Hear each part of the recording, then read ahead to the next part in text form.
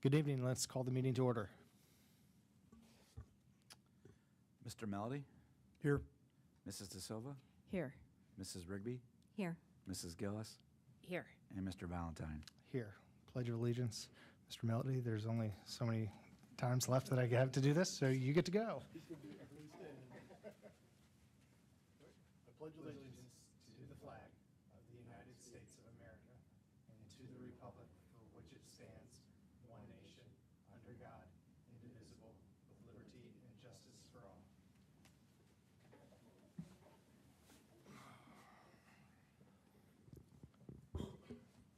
Approval of the agenda for this evening's meeting. Is there a motion? So moved. Moved by Mrs. De Silva. Is there a second? Second. Second by Mrs. Rigby. Questions or comments? Call the roll, please. Mrs. De Silva? Yes. Mrs. Rigby? Yes. Mr. Melody? Yes. Mrs. Gillis? Yes. And Mr. Valentine. Yes, motion passes 5-0. Presentations, Dr. Marshausen. I don't believe we have any presentations. Tools Yes. update? So the tools update, the monthly report is attached to the board docs agenda. Just a couple of other things to note that are not in the report. We are still waiting to hear from the state of Ohio on the grant we submitted for the high bay labs for the welding facility at Tolles. Along with that, at the last board meeting, we did have a large, lengthy discussion on updates to the Tolles facility. It is 50 years old, and just like our facilities here, there's a long list of punch list of stuff that needs updated, refreshed, expanded, all that aspect of it. So we are trying to determine what order and how to tackle that long list of items to bring the facility up to date from a program standpoint and meet the needs of the students. So more to come on that in the future. All right. Keegan. Oh, can somebody lend him a mic? I appreciate it. I don't really have much to say tonight.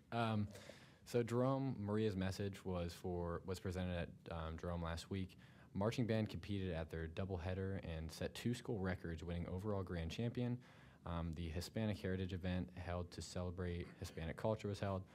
Soccer, both boys and girls district semifinals this week. Emerald, there's really not much news. Kaufman is 7-3. Just wanted to say that. In football, moving on to the playoffs, Scioto is 2-8. Domsbury also went over and did the Maria's message at Scioto. Powder Puff football games. Scioto Community Conversation is next week at 6 p.m. The NHS induction ceremony is November 2nd. And then for general things, high school students took the PSAT, or is going to take the PSAT tomorrow, because I think there was a tech issue, so we got moved up a week or two. Fall sports are now wrapping up. Seniors across the district are wrapping up applications as early action deadline approaches. Obviously, we just got back from fall break. The first quarter is finally over, and the superintendent's student advisory council met, I think it was last week, for the first time this year. So, yep. Thank you. Any questions for Keegan? All right. There being none, we do not have anybody signed up for public participation this evening. Moving on to reports and action items from the superintendent's office. Dr. Marshausen. Thank you, Mr. Valentine. Last Thursday, had the opportunity to celebrate with our friends over at Davis Middle School the 35th birthday of Davis Middle School.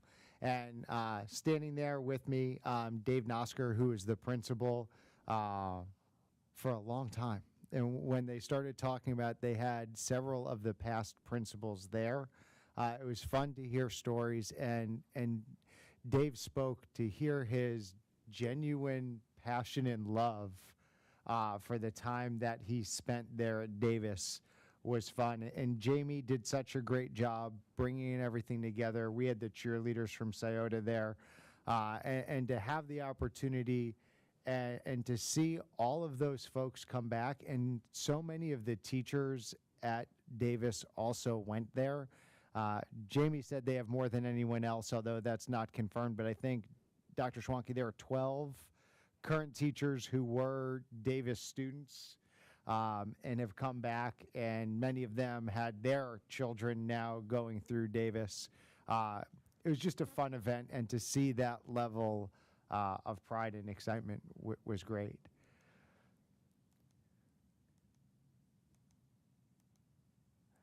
Levy information meetings. A couple things that we continue to have the opportunity to do. We get to share misinformation, everything from how reappraisal is affecting what happens to the fact that we don't get a lot of money for new construction. It seems like every time we have an opportunity to share facts about the levy, people's eyes get big at some point during the conversation, and they leave with a different perspective than when they came in. Our team has been out. Many of us around the table are out. I think we were talking, Mrs. De Silva, we have 3 or 4 on Thursday night. So as we go through, the more people we can talk to, the better off we are. Universal concerns that we are going to have to continue to work on post-November 7th. A real frustration from our community about uncontrolled residential growth in almost every section of our community and the use of TIFs and abatements in every conversation that we have. I sent the board a letter that was signed by Mr. Valentine, Mr. Kern, and myself to the Concord Township trustees. Concord Township later this week is considering a 10-year 75% tax incremental financing, or TIF, on some property up in Concord Township. It simply diverts dollars that should come to the school district to build infrastructure that then builds more homes. And I've said to some of our elected officials, just because you can doesn't mean you should. Ohio is a very developer-friendly state. But when we talk to folks about Jerome Grand, where there are over 300 units, but we get 120 students, and the Jerome Township trustees are diverting 75% of that tax dollars to the infrastructure that was needed to build the houses at the first place, people's eyes kind of light up, and they say, well, why didn't you stop them? The only mechanism we have as a school district is to start talking more openly when municipalities try to put TIFs on residential property. And it's something that I think as a leadership team, we're going to have to look at being more vocal and doing a better job educating our community when the 7 municipalities that we work with consider doing tax abatements or incentives to build more houses that diverts money from what we do as the school district. So we'll keep working, but I think all of us agree, and we've talked, that that is a common theme at every community conversation that we have. We're also incredibly grateful to the 3 auditors that we have the opportunity to work with. Not only have those auditors helped correct misstatements that have been made about how the levy works, how the taxes work, those auditors have also answered individual questions. They copy us on the answers to those questions. And for our team, they have been great at helping us provide factual information to the people in our community. So really grateful for the partnership that we have with our auditors. We shared this slide a week ago in our public meeting when we did the virtual community conversation. I wanted to point out once again, we've said we need to save $45 million in order to balance the budget for 1 more year and to make the district fiscally solvent for 1 additional year.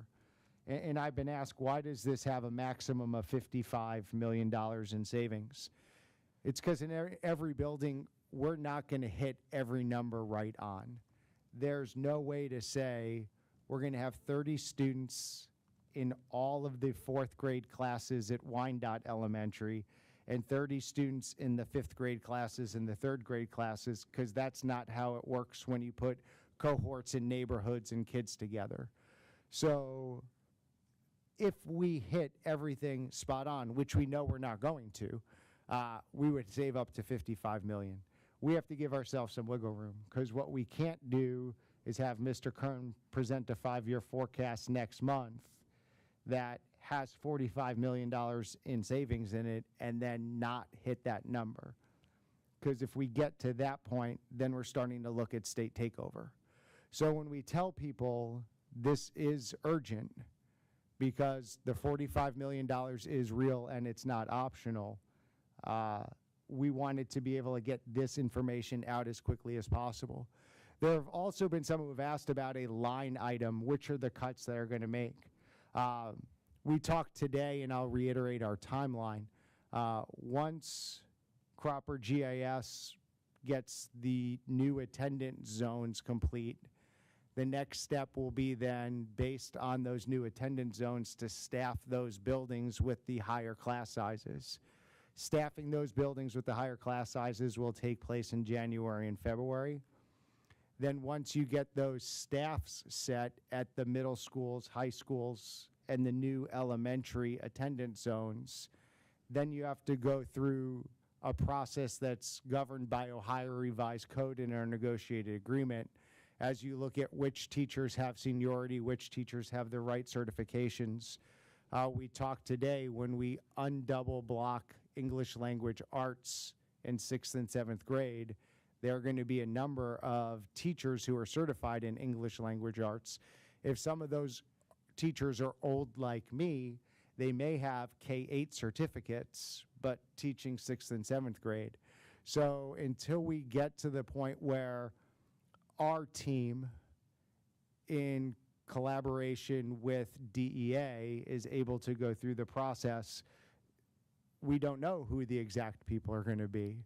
So we have to be able to go through. But we do know the numbers, and we were able to share those. Does the board have any questions on this sheet?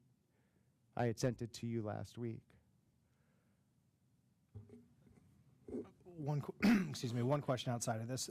Other things that go on from the standpoint of operations within the district or at the building level, other freezes that may occur that aren't necessarily captured from this? When we look at some ancillary spending, those are things that could be changed.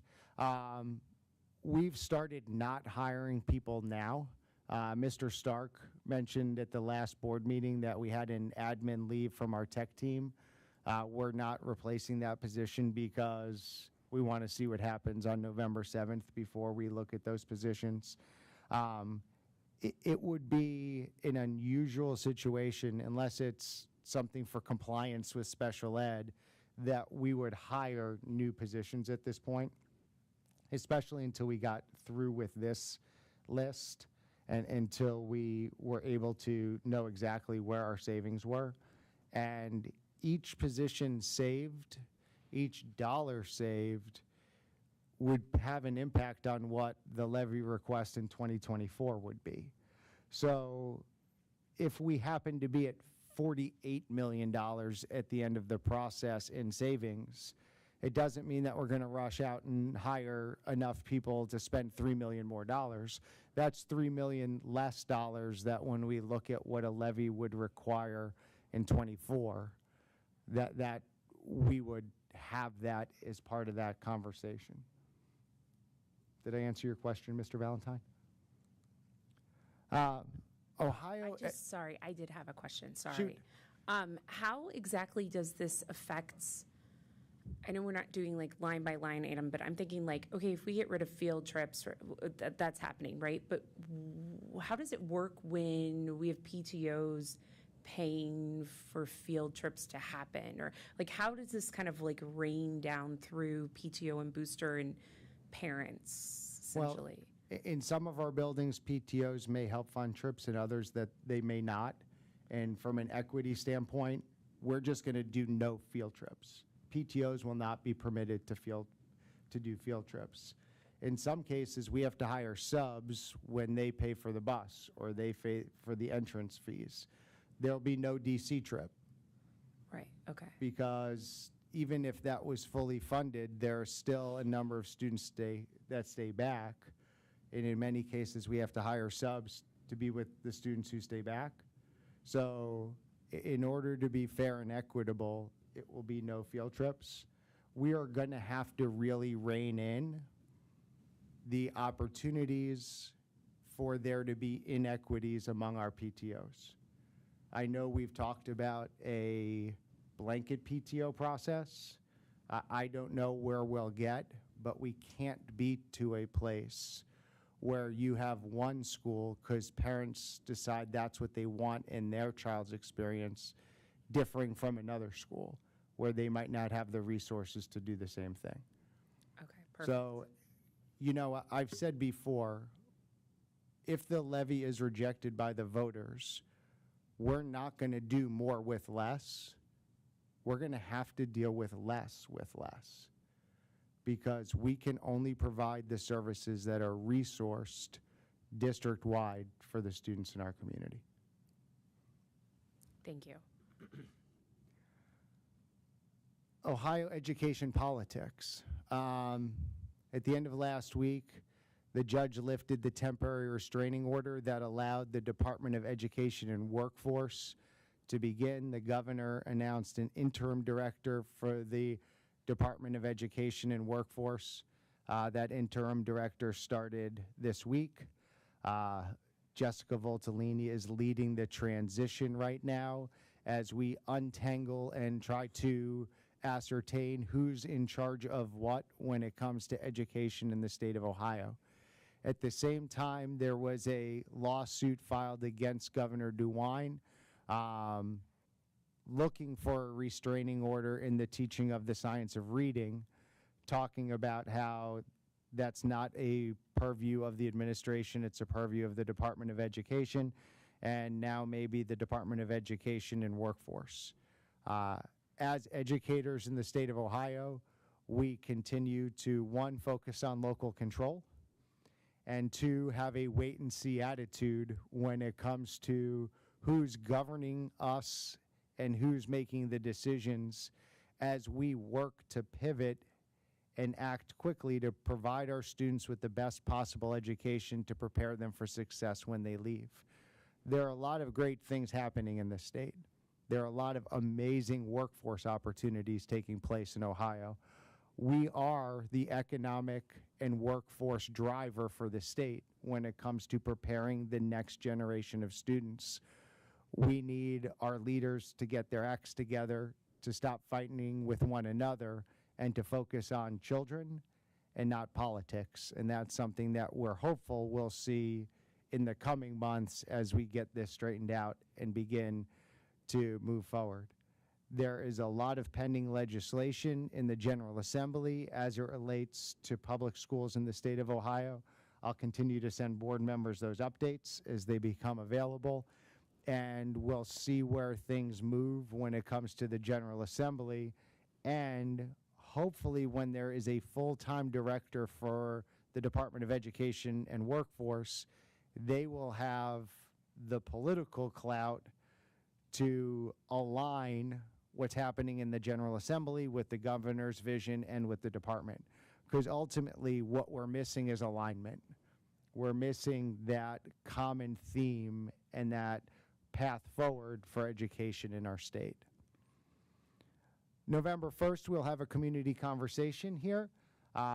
This is a board meeting where the community will be able to come and engage us with their concerns. We'll have a brief presentation about frequently asked questions.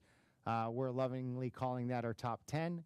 And then we'll discuss any community input that they have with us for dialogue. And we also plan to have a discussion about the format in 2024 as we fade out of DCS University. Attendance hasn't materialized like we had hoped. And so as we look for what that engagement format in 2024 will look like, we can have that conversation a week from tomorrow. Any questions from board members? Thank you, Mr. Valentine. Moving on to Treasurer's Office. Real quick, just a few items on the agenda this evening. A donation from the Indian Run PTO for an outdoor learning space at Indian Run Elementary. A couple purpose clauses here. One for the Be Wise Club. Be Wise Club pushes STEM activities, promotes STEM activities like experiments and stuff. Cider Class of 2027, and the Kaufman High School Medical Club. And that's it. Questions or comments? It's recommended by the Treasurer of the Board of Education approve items 5B, approval of donation, and 5C, approval of student activity purpose clauses. Is there a motion?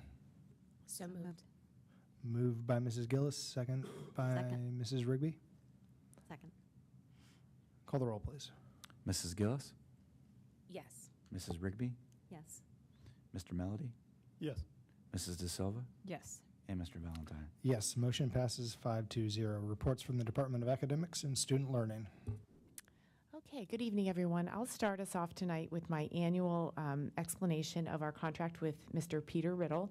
This is related to our enrollment. I know you all know this, but it's worth saying publicly that Ohio Revised Code explains that students have to attend school in the district with which they reside. Dublin City Schools, according to board policy, does not accept open enrollment. Now, what happens is districts have to verify that residency. That's also in Ohio Revised Code. In a district like Dublin City Schools, where people really want to be, there are times that they move out of the district and keep their students enrolled. They may do this unintentionally, not knowing that they need to enroll in the new district because that's the responsibility of the new district. So Peter Riddle is masterful. We've worked with him for about 15 years, and he goes and verifies residency for us. He obtains custody paperwork. He follows up with the courts if the parents won't provide it, verifies custodial parent residency, and so on. He bills us for the hours worked, and last year he verified 35 students whose parents were not living in our district, which amounted to a savings of $446,950, almost $500,000. So far this school year, he has verified 6 students, resulting in about $78,000 in savings. He also helps us at the front end. So unfortunately, we've seen an increase in fraudulent documents being produced for proof of residency, and he has verified 2 of those were not living in the district, resulting obviously in some more savings. So the open contract there, again, for billable hours, typically he gets to about $14,000, $15,000, so we went a little higher this year just in case. As always, I'm available to answer questions either now, or if you have other questions, you can send me an email. All right, there being none, it's recommended by the superintendent that the Board of Education approve fee payment to Riddle Investigations for residency investigation services. Is there a motion? So moved. Moved by Mr. Melody. Is there a second? Second. Second by Mrs. De Silva. Call the roll, please. Mr. Melody, Yes. Mrs. De Silva, Yes. Mrs. Rigby, Yes. Mrs. Gillis, Yes. and Mr. Valentine. Yes, motion passes 5-0. Mrs. Marple. Good evening, thank you. Tonight, I want to share some information with you regarding Reading Improvement and Monitoring Plans, which we call RIMPs. RIMPs are mandated by the state of Ohio to document whether students are reading on track or off track in K through 3. They provide an opportunity for our teachers to work with parents to better understand student reading needs and challenges and outline reading instruction to support the learner. The instructional services selected for a student on a RIMP rely on the judgment of the student's teacher and parents, are informed by data, and are aligned to identified areas of need in the classroom. So Dublin currently uses the Kindergarten Readiness Assessment, which we call the KRA, and the Measures of Academic Progress, which you know as MAP, as our on-track, off-track measure for reading. Additionally, this year, as we've talked about recently, we administered DIBELS 8 measures this fall, and these have helped us more accurately measure students' foundational reading skills. This provides critical information for our teachers to determine what the goals would be on a RIMP and what area of need to target first and ongoing. For the last several years, under Ohio law, RIMPs have only lived in that K-3 space. With the passage of the budget bill in July, which was House Bill 33, districts and schools are now required to write RIMPs for 4th graders who are not on track. So this practice now shifts into the 4th grade space for any student who was promoted through the 3rd grade reading guarantee due to any exemption. So for us in Dublin, that means our fourth grade teachers will be writing about 180 RIMS this school year for fourth graders who aren't yet reading on grade level. And as they do that, they will also, per mandate, get 90 minutes of reading instruction, which includes intervention. This intervention typically occurs in two spaces: the student's classroom, and often with a literacy support teacher or other specialist. Dublin is finding that our 95 Phonics curriculum is able to provide instruction that fills many of the identified gaps. When that may not be sufficient, our new phonemic awareness lessons at kindergarten and our phonics lesson library at grades 1 through 5 are intervention tools that are available for us to use with students as well. So as a part of this new requirement, students also must have opportunities for what's called high dosage tutoring. And state guidance regarding this is caught a little bit up in the politics that Dr. Marchhausen discussed earlier, and continues to be forthcoming. But we feel very fortunate in Dublin that we have many tutors available in our district for our readers aligned to the science of reading. So this change in legislation of fourth grade RIMS, what does it mean for us in Dublin City Schools? Well, I already mentioned that it's 180 new RIMS that will carry over. In many cases, these students are already receiving intervention in Dublin, but that RIMP provides a document, which we consider an RTI plan, that aligns with their Tier 1 goals for reading, and in many cases supplements an English learning support or even alignment with their IEP goals. Each RIMP is uniquely written to support students in individual ways, and it plays a role in our MTSS process to ensure that the work that our classrooms teachers do with our readers in their classroom Tier 1 space also aligns with their reading goals across all tiers. At the upcoming November PD Day, on Election Day, our 4th and 5th grade teachers will receive training on RIMP writing. Because we anticipate that after this year, that process in 4th grade will then transition to 5th grade, and then after that into 6th and 7th. Because although we are able to track many students internally, every year when students test, especially with us having some transient students, we may see new students get scooped into this process throughout their K-12 journey as we continue to work to get them reading at grade level. So in future years, all of our teachers are going to need to have some understanding of RIMS and what it means for our students. So that's the report from me tonight. Does anybody have any questions? I have a question. You kind of already answered it with speaking about going above 5th grade through 6th grade. Do you think that will continue through 8th grade, or do you? It looks like it'll be part of the K-12 experience. Okay. Yep, Thank you. absolutely. You said 90 minutes intervention. That I don't- Reading instruction. reading instruction. Thank you. Is every day?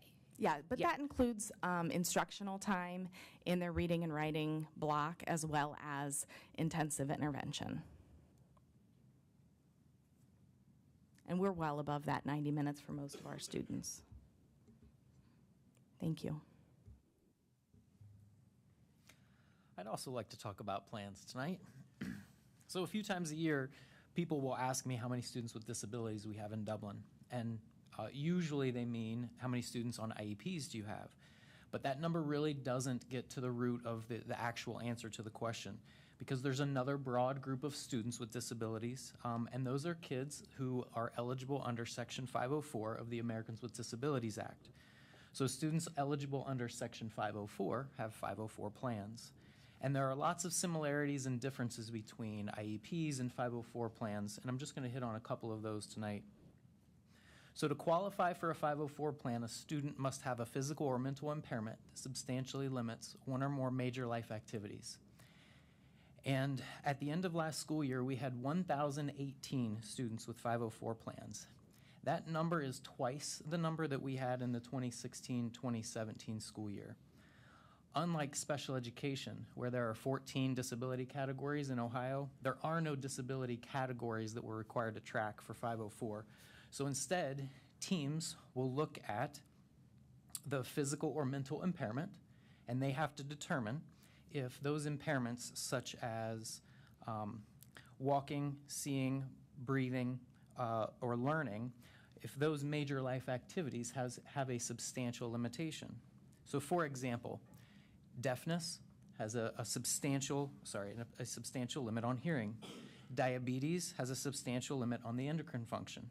Other areas like depression or PTSD or anxiety or ADHD or struggles in learning, people have a little bit more of a struggle determining what is a substantial limitation as it relates to a major life activity for those.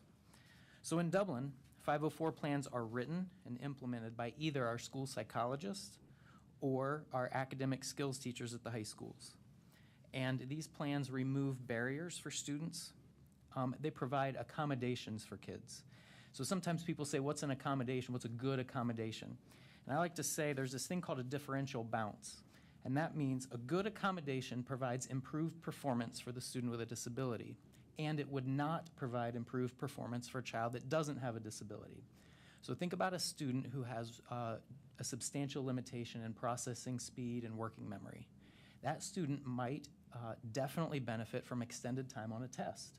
But a student who doesn't have that disability wouldn't necessarily benefit from extended time on a test, because a student without a disability would probably finish their test and then sit there quietly waiting for the time to expire.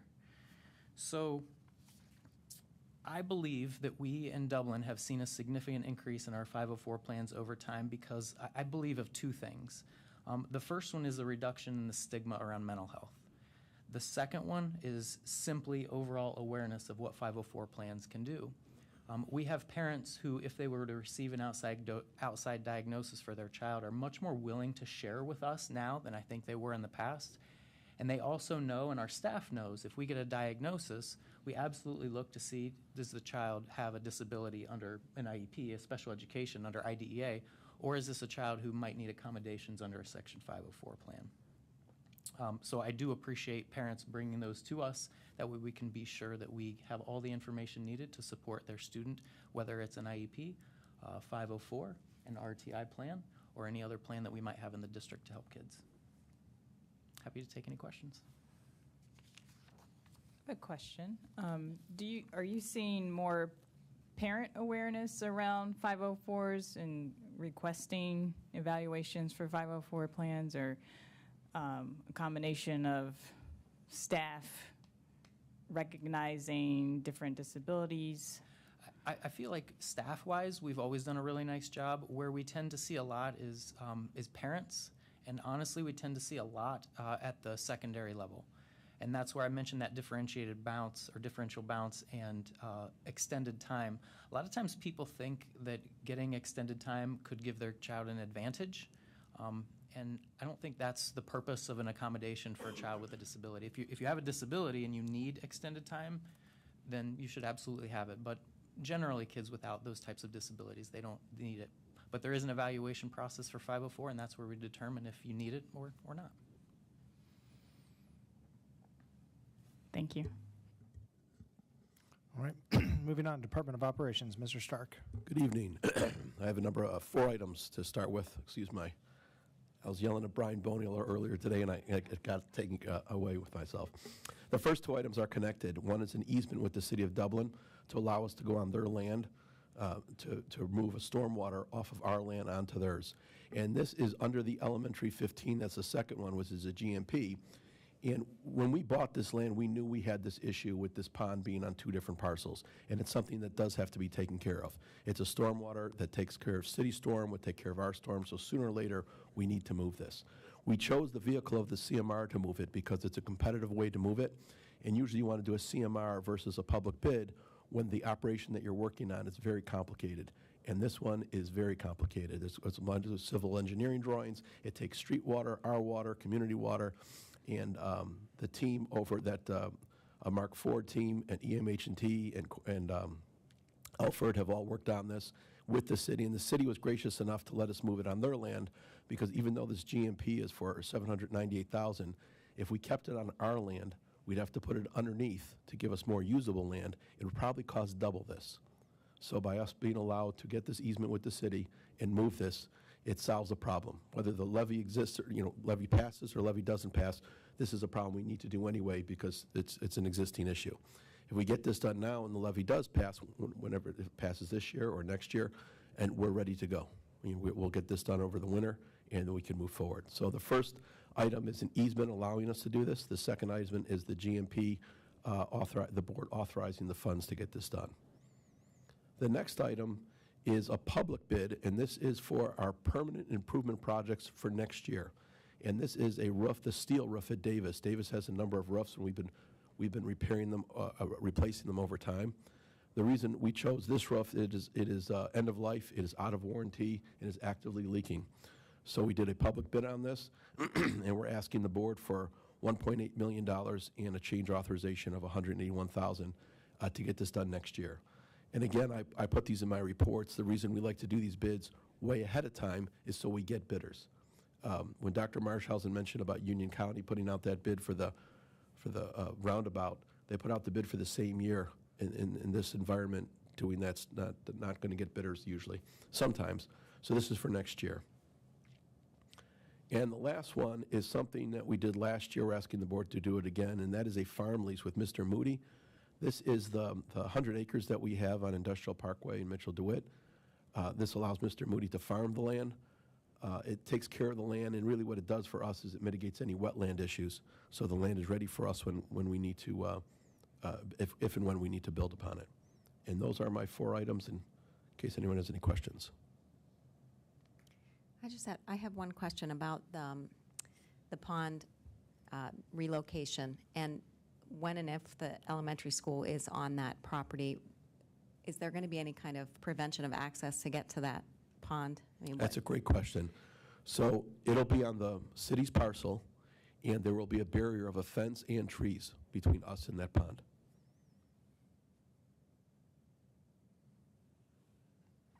And it won't be a chain link fence because this is Dublin, and it'll be something much nicer.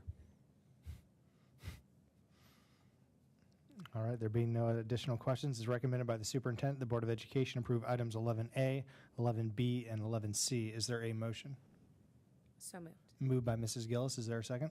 Second. Second by Mrs. Rigby. Call the roll, please. Mrs. Gillis? Yes. Mrs. Rigby? Yes. Mrs. De Silva? Yes. Mr. Melody? Yes. And Mr. Valentine? Yes, motion passes. Human Resources. Good evening, Dr. Marchals and Mr. Kern, members of the board. Tonight, I'll start with the certified agenda. You'll see 2 retirements that are on, and again, these are retirements for the end of the school year. The first is for Gail Gentry. She's a teaching and learning coach at Wyandotte Elementary, who will have completed 22 years in our district. And then the second is for Michelle Miller, 3rd grade teacher at DEP, who will have completed 18 years in Dublin, and we wish both of them very well. You'll see a few changes around our 6-period pay and supplemental contracts on the agenda, resignations, and then the boarding of a nurse substitute. Again, those substitute positions are not through the ESC, and then an athletic event worker.